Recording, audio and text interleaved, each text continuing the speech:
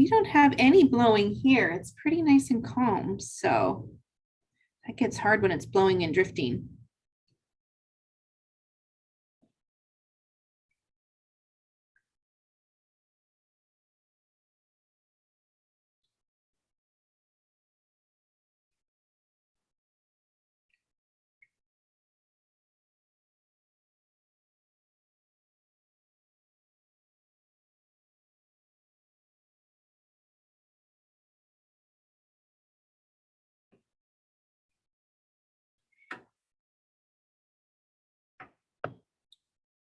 Got a few more folks joining, so we'll give them just another minute.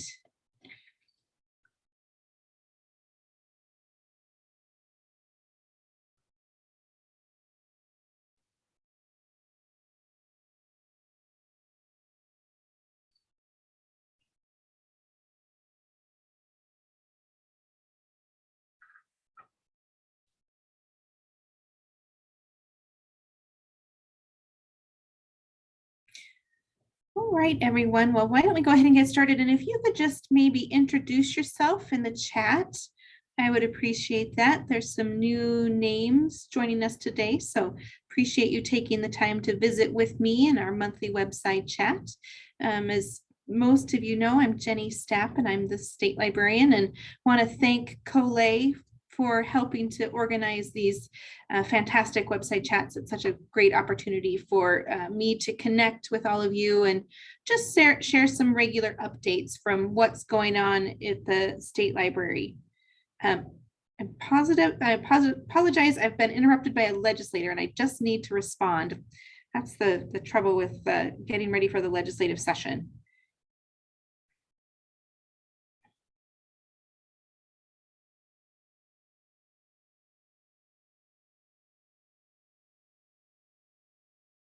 While that you're doing that too, if anyone would care to share the temperature at their location, it would be fun to kind of know where everybody is temperature wise.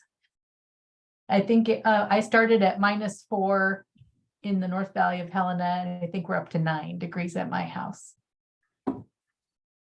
Whew. My computer was saying 2, but I don't know if that's true or not.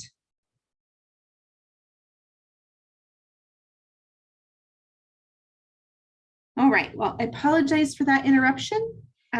Hopefully that won't happen again. So again, welcome everyone to the website chat. And thanks for introducing yourself and sharing some information about how cold it is here in the state. Feels very early to get this cold. It's not yet January. So let's go ahead and get started. We have an agenda for you today. I'm really excited to have an opportunity to quickly welcome you to our new executive director for the Trust for Montana Libraries, who's joining us today. We're going to talk a little bit about the Digital Equity Act. This is something that we've been talking about for several months now, and it's really something I want libraries to be paying attention to and helping to inform conversations around the state. And then we have a number of MSL updates for you, including updates on our Federation Task Force and our CE and Certification Task Force.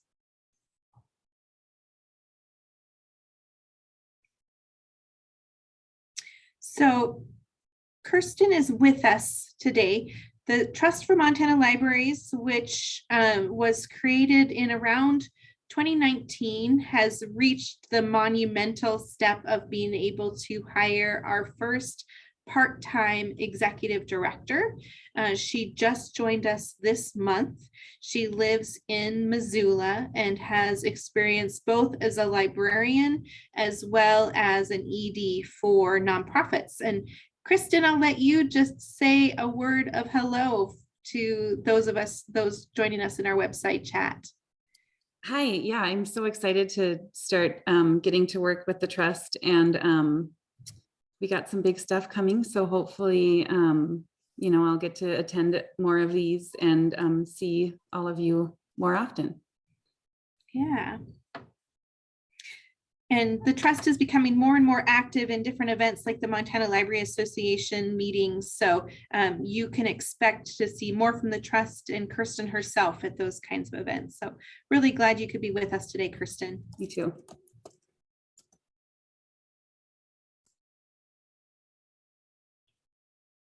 So a little bit about the Digital Equity Act. This is something that we've been talking about, as I said, for several months, and I want you all to pay attention to, because it's really sort of a once in a generation opportunity for the state of Montana to receive federal funding to help support digital equity in the state of Montana. What is linked here in this information is information that was shared at a previous webinar that we offered to the Montana Library community about the Digital Equity Act and what it means for Montana. So I'm not going to go into a lot of detail that was shared in that webinar, but I want to make you aware that there's some background information that you can look to for more additional information.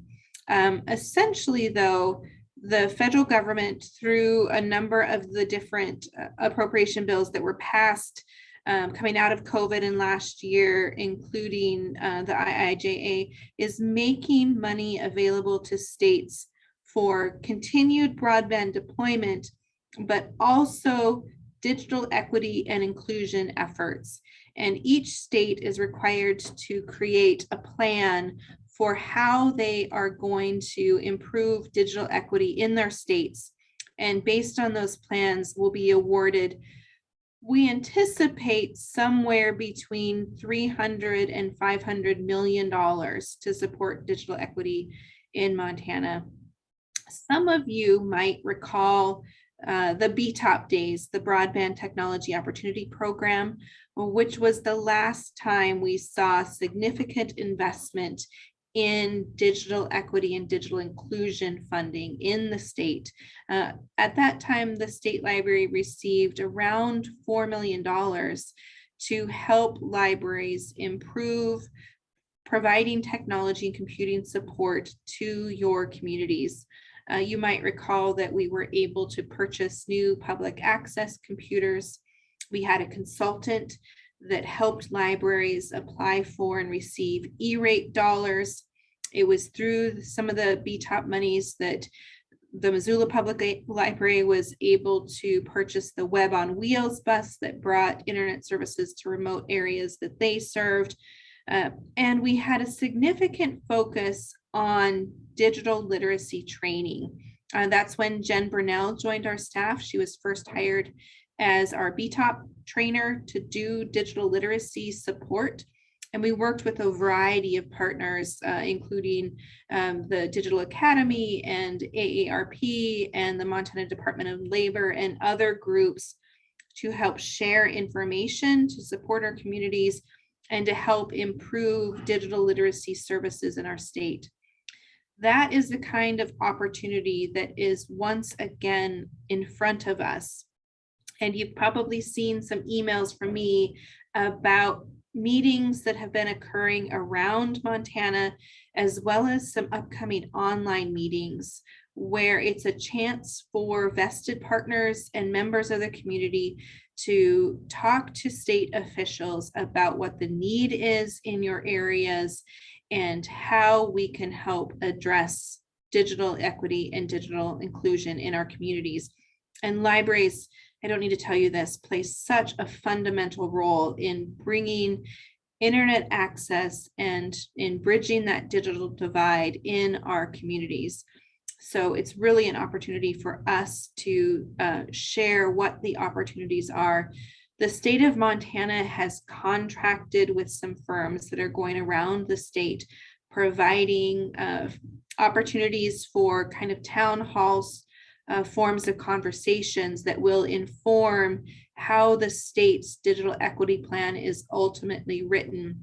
And that plan will be submitted sometime next year, I think in the spring, although I don't believe the plans themselves are due until later in the summer.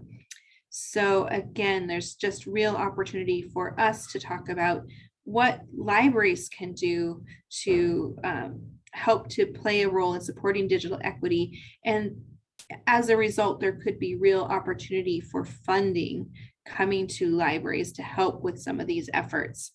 So I wanted to get some feedback from all of you about what kinds of needs you see that with adequate funding, you might be able to provide to your communities.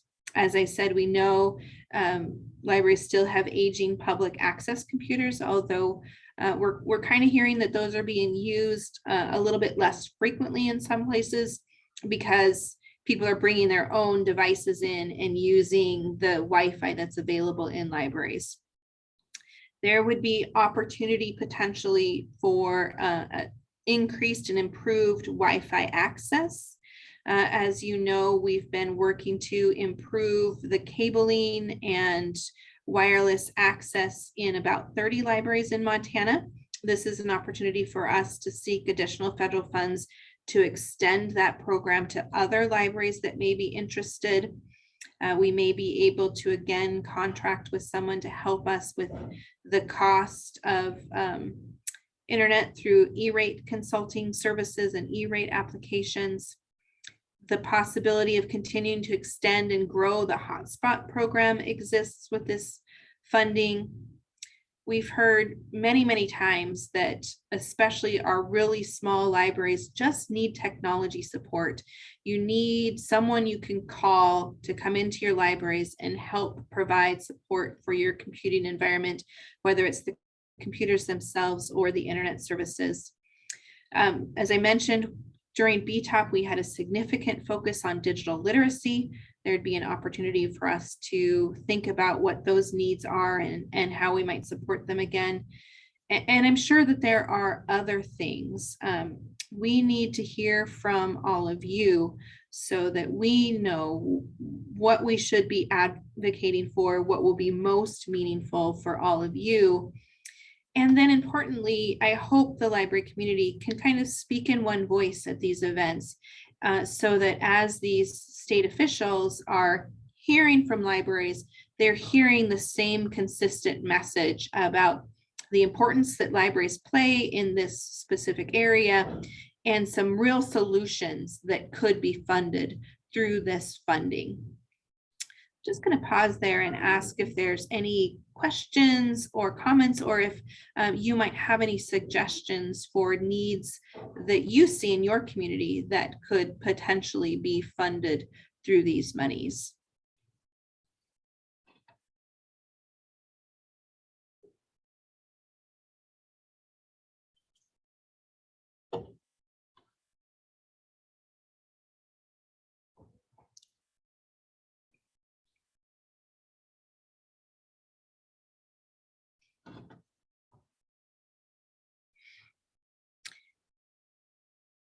And I also wanted to let you know that Suzanne Reimer is leading one of our core service committees focused on technology. So this is something that Suzanne and some of her colleagues are thinking about as well. So if you have ideas, be thinking about this over the next several weeks, you can always reach out to Suzanne as well. And you should also expect to hear from Kate McMahon. Kate is the contractor that we have been working with on sort of all things ARPA and ARPA monies. She's going to be reaching out to you and having these kinds of conversations as well. So if you have ideas or suggestions when visiting with her, be sure and pass them along as well. Are there any questions?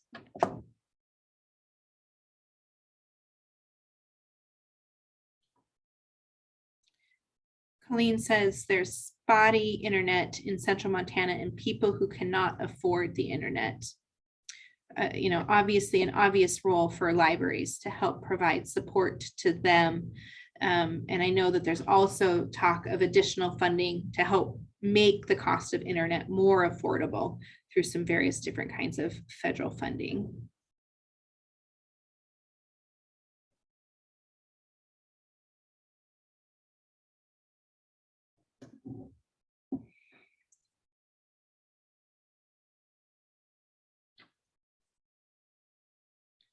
All right. Please do continue to look for emails from me and Suzanne and Kate about some additional meetings with state officials that will be opportunities to continue to help inform that plan.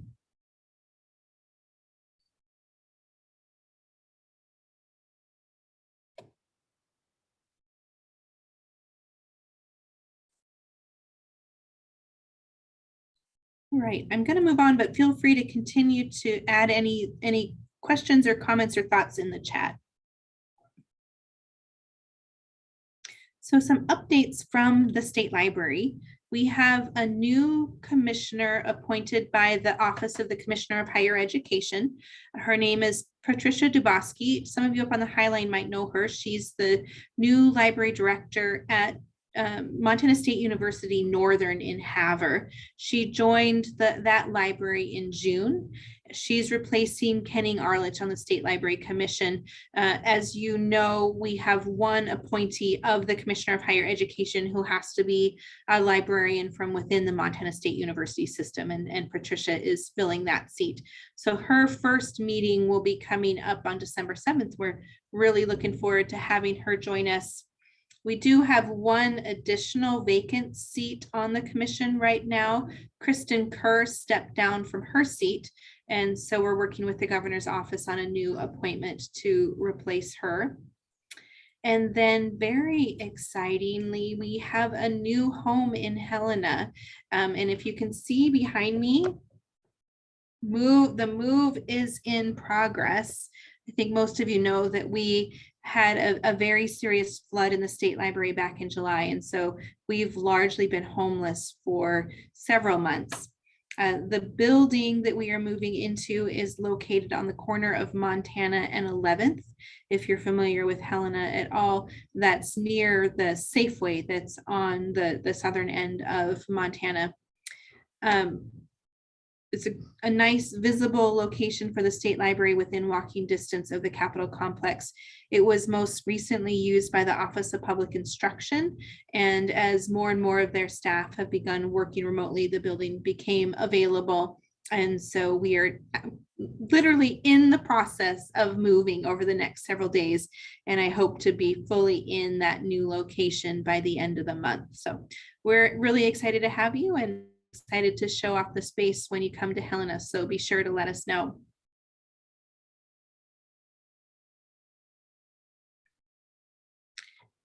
We started off this presentation with our new logo, and I hope you agree with me that it looks just beautiful. The State Library Commission agreed to a new logo at their October meeting. There was certainly some ongoing discussion about what that logo was going to look like over the summer, and it largely retained its similar shape and appearance, but the commissioners agreed to modify some of the colors that were in the logo that kind of reflect the colors in the Montana flag, which we thought was a really nice addition to the presentation of the logo itself and what it means for the State Library.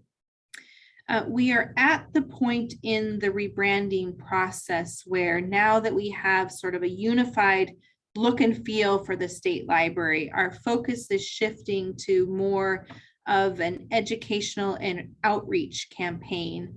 And we'll be talking more with the commission about what that campaign looks like in our upcoming commission meetings. But you'll begin to see our new logo and new look and feel appear in many locations, including these kinds of presentations, as well as in our booth presence at various conferences and other kinds of opportunities. We really hope coming out of this rebranding that people will better understand the wide array of services that the State Library offers and recognize that when they're using those services, that they're using services of the State Library. So it's a really exciting time for the State Library, and I know the staff are chomping at the bit to begin to make use of the new logo and branding resources.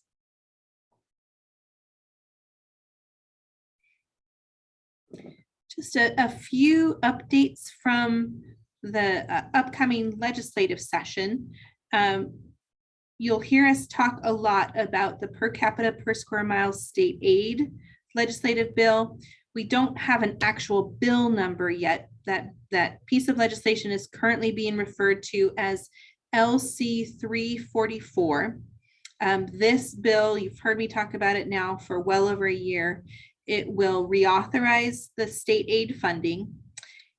We intend to increase the per capita amount of funding from 40 cents to 50 cents. And it also makes those tribal college libraries that provide public library services, that makes them eligible for this funding as well. And we do have support from the governor's office already for this piece of legislation. And I believe we've secured a bill sponsor. There's a few little bureaucratic details that have to be secured, but Courtney Sprunger from the Flathead Valley, an incoming representative, has agreed to sponsor that piece of legislation. There's a few more pieces of legislation that the state library is working on. First is authorization to operate the Montana Spatial Real-Time Network. That is the network of GPS repeater locations that provides accurate information to location information.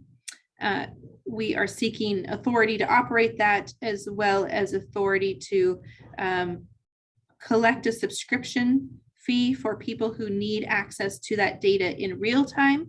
And then we'll be archiving that data and providing access to it through our GIS programs as well. And then we're going to be carrying two pieces of legislation under the governor's red tape relief initiative. The governor's been looking for opportunities to reduce regulation and reduce the amount of extraneous Montana codes. And so we're looking at revising our Montana Land Information Act to just make some housekeeping improvements to that piece of legislation and to reduce somewhat the size of that council. Right now, that council is about 22 people. It was designed at a time 15 years ago when we wanted to really cast a wide net.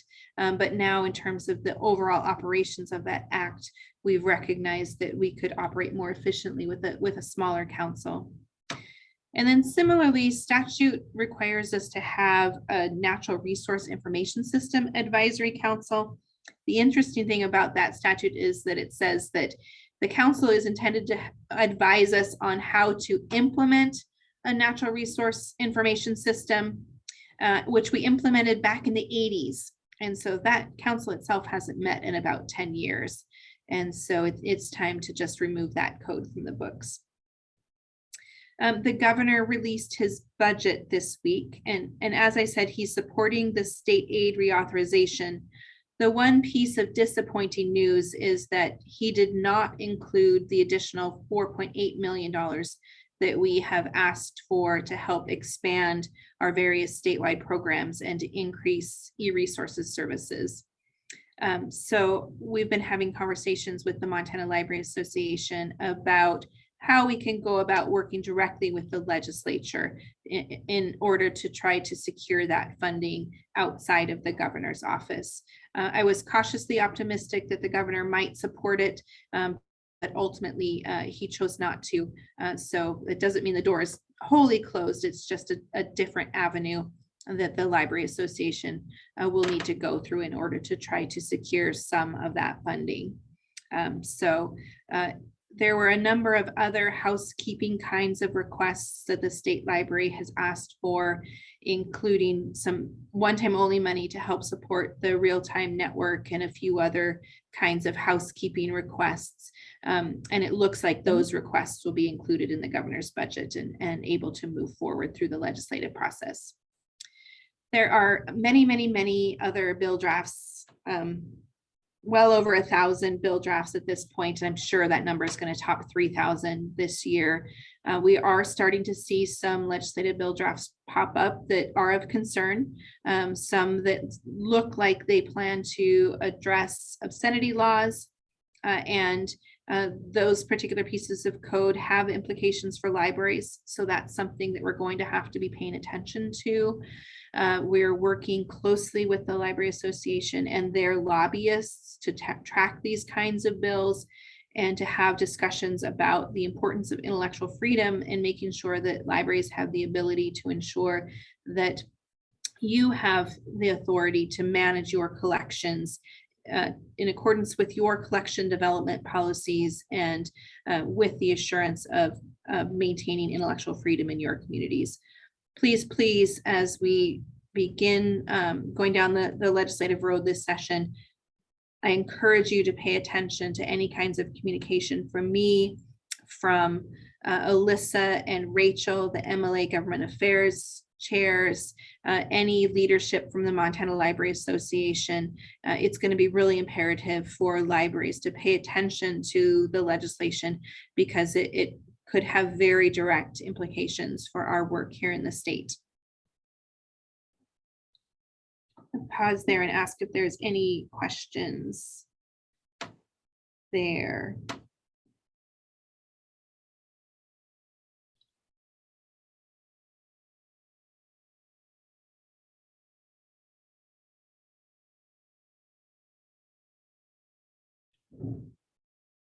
All right, how about a quick stretch?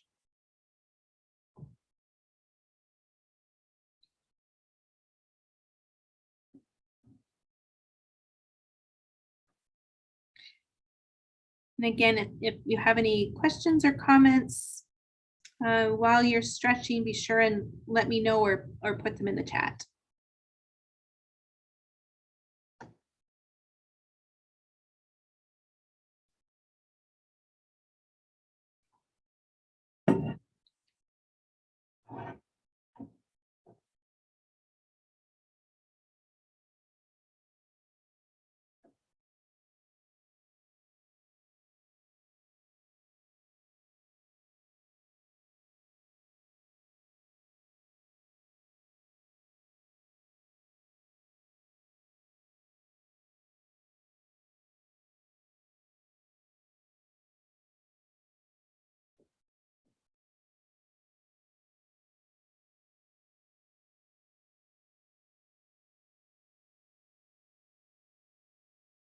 All right.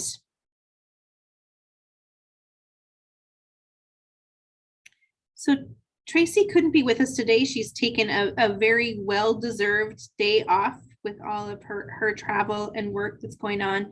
But I did want to make sure that you were aware of our Federation Task Force that's meeting right now that Tracy is leading. I think you're all aware that we are taking an opportunity to study the operations of Montana's 6 library federations to make sure that the federations are meeting your needs and that overall they're meeting the legislative intent for those federations.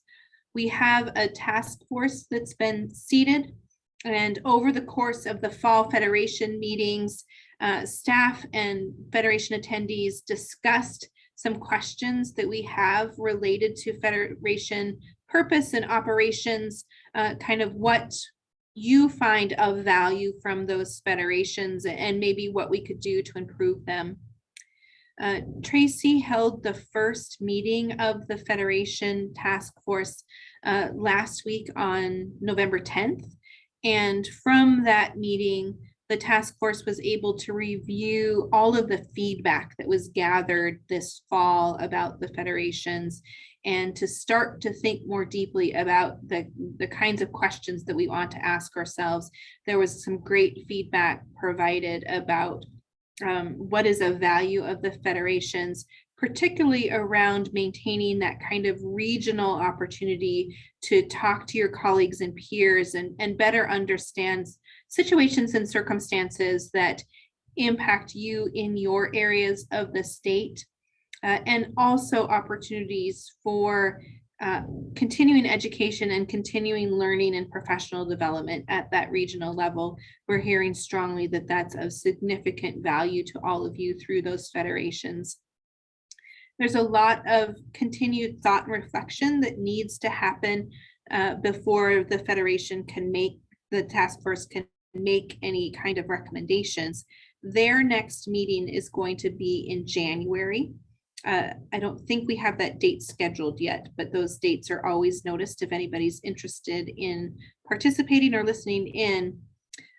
Ultimately, the goal of the Federation Task Force is to determine, as I said, whether or not the federations are meeting the legislative intent, whether or not we perhaps need to propose changes in the legislation at all, or if that legislation is still appropriate. Any kinds of decisions about how we make use of the Federation funds and whether or not they can be better applied to meet the goals and priorities of the federations, etc.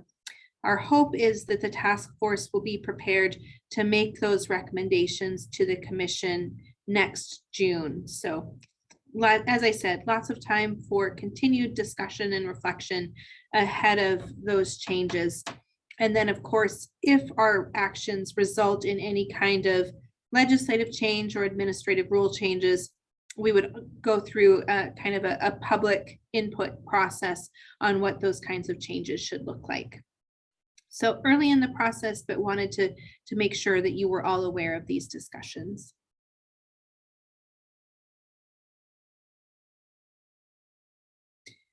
Colleen, I'm going to ask you to give an update on the certification task force.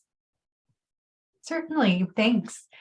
So some of you may know that we've also been meeting as a task force to look at changes to the continuing education and certification program. It's been about 10 years since updates were made to that program.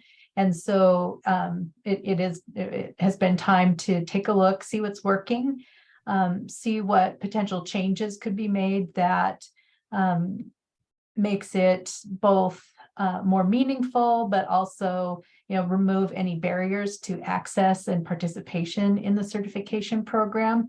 So this task force is going to meet 2 more times, once on Monday, November 28th, and then again, actually just 2 days later on the 30th, to kind of conclude discussions and to look at feedback that's been gathered through a series of surveys.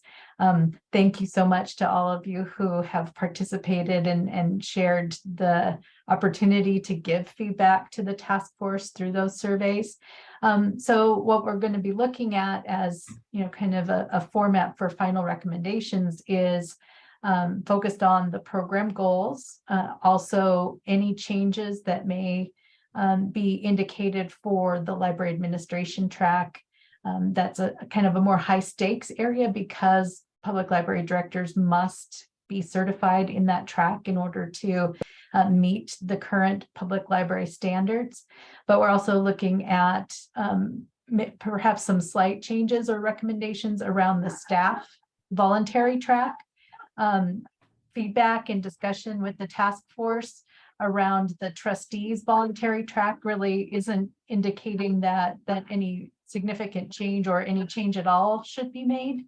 But all of that is to be wrapped up in the conversations that are going to happen November 28th and then November 30th. And then there will be opportunities as those recommendations are finalized and drafted to get more feedback from those of you who are engaged in certification and continuing education, and kind of look at the trajectory of presenting to the Network Advisory Council as well as the State Library Commission later in the spring, kind of after the legislature is done doing its work. So thanks for kind of tracking on that. And again, thank you so much for participating and giving your thoughts through the surveys that the task force has used to really make thoughtful discussion around significant issues around the meaningfulness and the utility and the importance of certification for librarians. I did put a link to look at information. All of the meetings are recorded. And as Jenny said, with the Federation Task Force, anyone is welcome to join, to provide comment and to observe the meetings as they go on. All of them are posted in Aspen on the events calendar. So with that, if there's any questions, I'm happy to answer those in the chat, and I'll just turn it back to you, Jenny. Fantastic. Any questions for Colleen?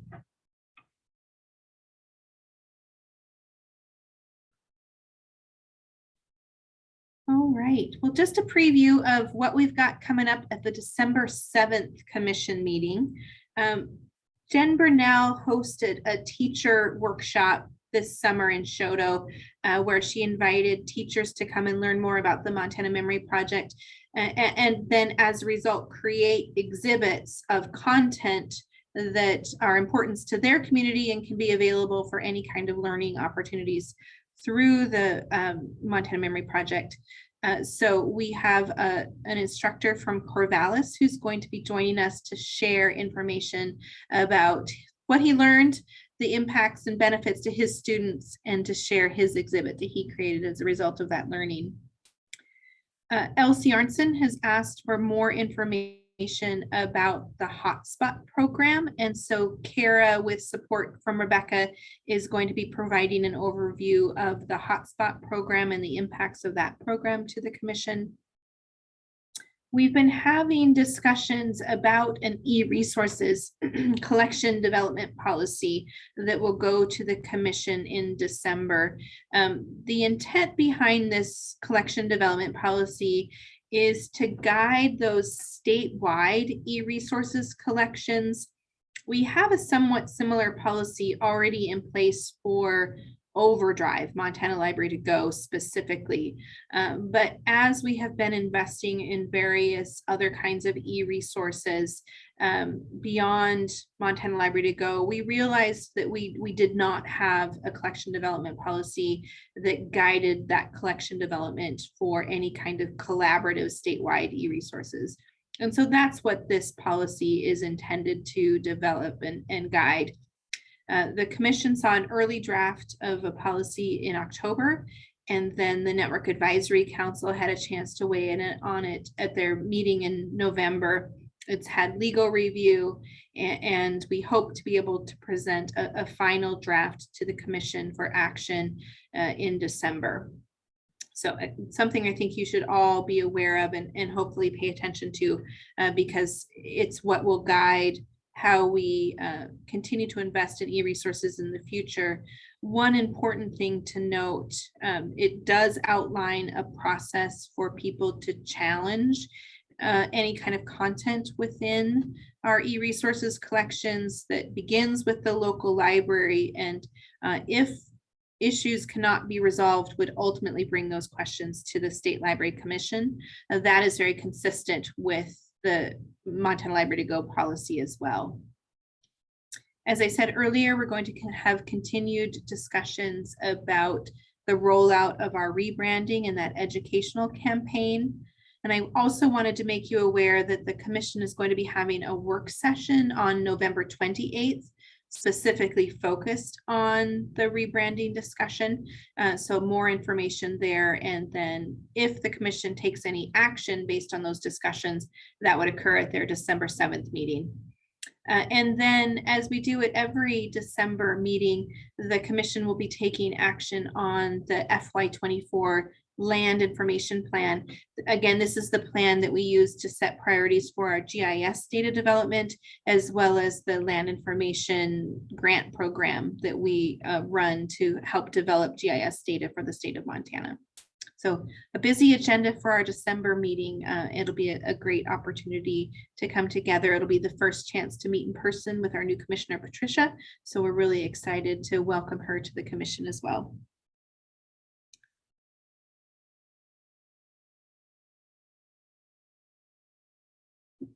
And as always, look for ways to connect and interact with us. We've got plenty of places to find information. And most importantly, we're always just an email or phone call away. Please feel free to reach out to us anytime. Thank you all for your time and attention. We can hang out together for a little bit longer, and feel free to chat amongst yourselves or chat any questions to me.